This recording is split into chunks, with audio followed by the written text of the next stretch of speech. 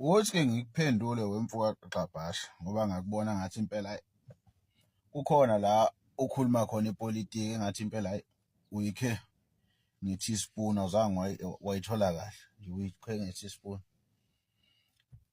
ngokhezo oluncane. Wemfuka Gxabhasha uyabona uma ngabe ipolitiki uzoyikha phezulu izokuxaka ngoba uzungaze uyitshele ukuthi la uhleli khona u-right.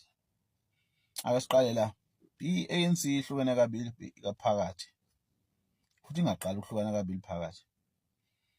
I-ANC uma ngabe wena uzoyithatha ngale ndlela oyibuka ngayo uvesane umbondele yonke into ndawonye uzongayiboni leyo nto leyo.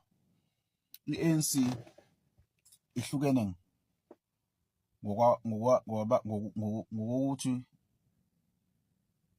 ngokuthi u-exile kephi.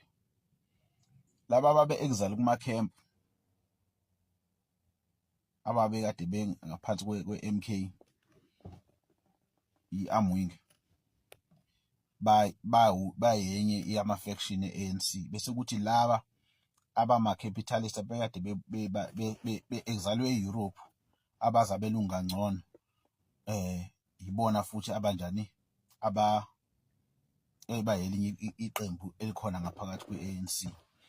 Yingakho uthola ukuthi uma ngabe ubheka ngokuphatha kwabo ukusuka kuMandela, uMandela wawomunye wabantu obekade more focus kule side lase-Europe because uma ubheka nama-campaigns wakhe bekade ebhekise kakhulu e-Europe, uhulumeni wakhe ubheke kakhulu e-Europe.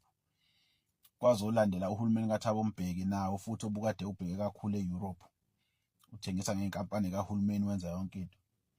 Kwaze uba lo hulumeni wakaZuma ufike wajika wona wabheka ngakula bantu obukade ubasizile ngesikhathi-ke besacindezeliwe.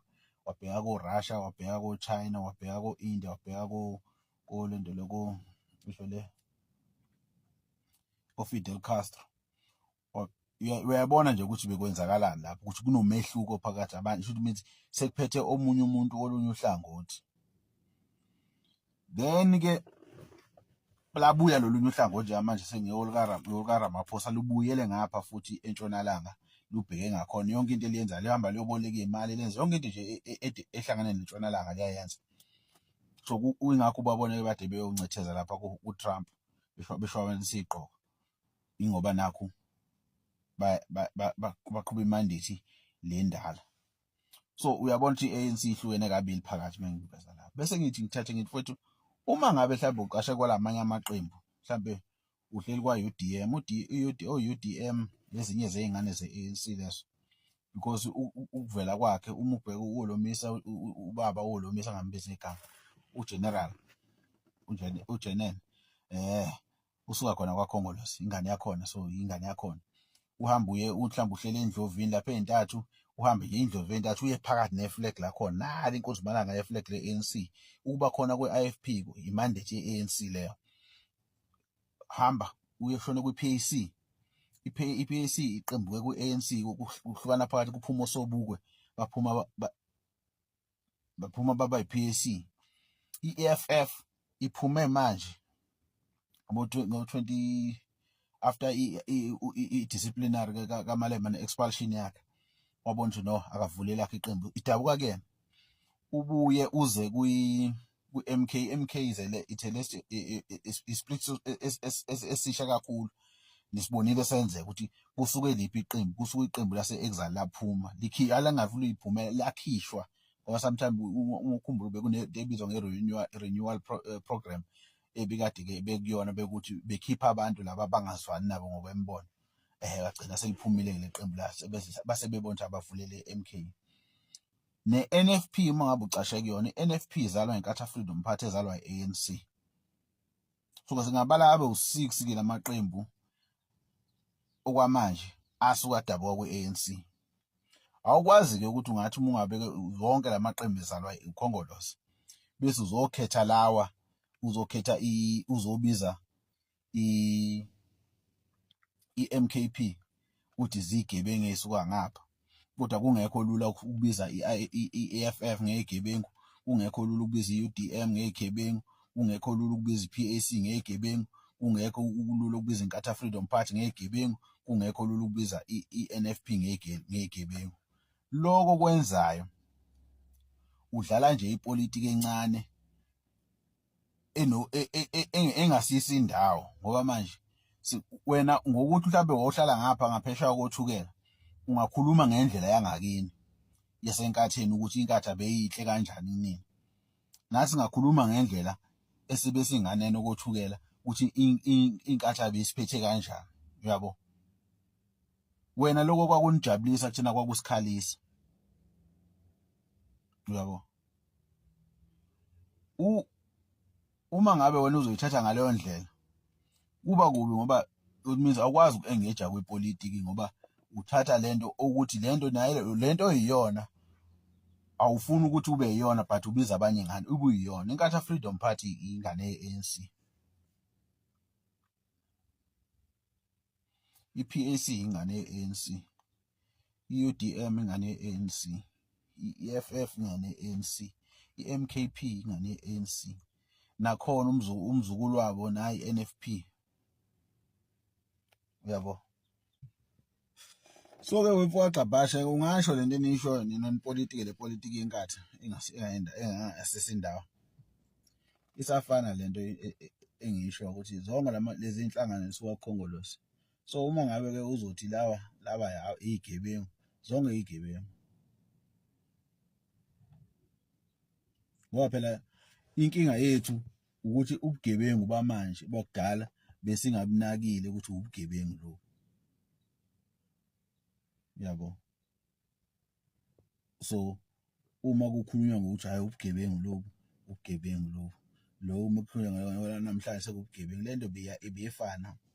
Izwe lithengiswe kusukela ngo-86 ngesikhathi uMandela esephumile lapha ePaul's ehlala kwa-Oppenheim, belithengiswa ngaso sikhathi, yabo. Yizwe nje uhlezi uzothi uMandela wahlala 27 years, nje bengahlala 27 years. He's not the longest serving member prisoner in Robben Island. Kodwa-ke sohamba ngaleyo, nikhanjwa ngaleyo mlando loyo ukuthi uMandela hayi wathi baningi-ke abantu abazigebengu ngokwakho. Uma ngabe uthi i-ANC inhlangano yegebengu, injalo nje inhlangano yegebengu, nakhona nenkatha inhlangano yegebengu, ngoba uzokhuluma wena ngenxa yokuthi inkatha yebulala abantu ungaboni uba wrong wayo. Thina esasibulawa yiyona siyabona uwrong bayo, yabo. So-ke awukwazi-ke ukuthi-ke inhlangano ezenze ukuthi yena idlale ngabantu, inkathi idlalile ngabantu, ngoba kokuningi inkatha bevese igijima phezu kwezinto zasendlunkulu yakwaZulu ezinye zayo. Ingakho kwakade umntwana kaPhindi angene azama ukuthi angakwazi ukuhlukanisa ipolitiki nendlunkulu, azama ukuyihlanganisa, so enze yonke into kube ngathi amaZulu. Especially la wahlala ngaphesheya kothukela, uhlala nganeno kothukela ngapha ngoNatal, impela kube ngathi awuyena umuntu. Lento esakhulunywa namhlanje, yabo. Adala siyibona lento yena, salimala kakhulu sibulawa labantu. So ungakhuluma wena ucabanga ukuthi lento eyenziwa inkatha ngoba nakho ngakini kwaku-right.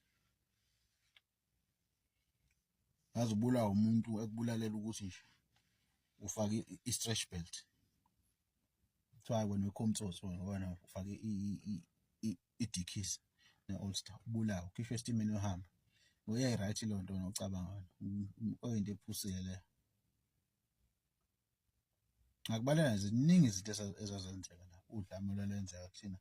Thina-ke besikhulele komlazi-ke emalokishini silazi kahle. Kamnyando bengalibuyayo lapho, bekuthandazwa. Umuntu uma ephuma ekuseni emsebenzini ehambe ngesitimela, kuthandaza ukuthi ukwazi uyobuya yini. Kwabanye babuya singabangaphindi. Kunabantu abahamba ekuseni beye emsebenzi abangazwana baphelelaphi, bekhishwa ngesitimela sahamba, abazange baphinde bathola bazobe namhlanje, bekhishwa bona abantu benkatha. So mfowethu ungabe ukhuluma nje into ukhuluma engathi uhlakaniphile, kanti uveza nje into uvusa iy'londa nje kwabanye abantu. Ake niyeke.